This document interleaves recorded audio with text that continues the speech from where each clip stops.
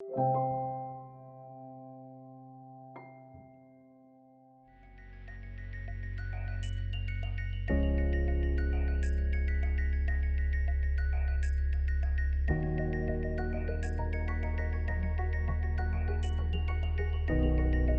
think there's an implicit assumption in a lot of the literature that there is a kind of benchmark fiscal policy, a balanced budget, and then there's a deviation from it, which is a budget deficit. And then most research focuses on this deviation. And I think this focus on budget deficits creates two blind spots.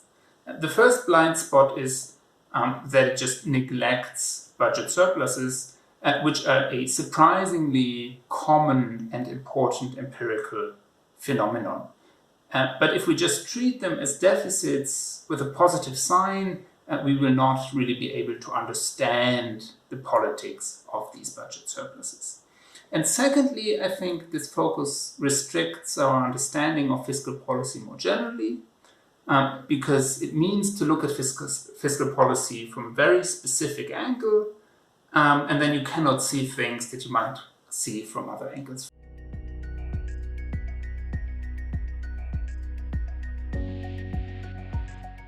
I would very much object to the word secret here, because I think I would reject the idea that surpluses are simply something normatively inherently better than budget deficits. What the article seeks to argue is that surpluses are simply an expression of a specific political balance of power, and the reason why these countries preserve their surpluses for so long is a shift in this balance of power. So if you think about fiscal policy as a struggle between those who want higher spending and those who want lower taxes, deficits emerge because no side is strong enough to impose its will on the other side.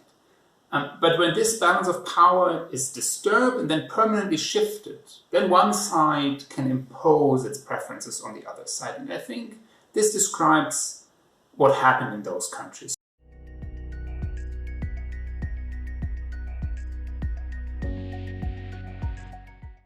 Budget surpluses are a bit difficult for the left because there's always the assumption that the left cannot be trusted with the public finances. And even though we know that empirically left governments do not run higher deficits than right governments, the right still owns the issue of balanced budgets.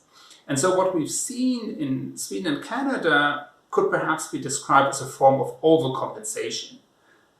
So it's perhaps not the party, but in both countries, it was powerful finance ministers who oversaw the original consolidation and the first years of budget surplus and then became prime ministers themselves. And so these persons, they became the owners of the issue, if you will. But the price that left governments pay for this overcompensation is that they then cannot use the additional fiscal resources from the surplus for their preferred policy goals. So even though you have a left government with apparently a lot of fiscal room for maneuver, you don't get a huge expansion of left policy projects.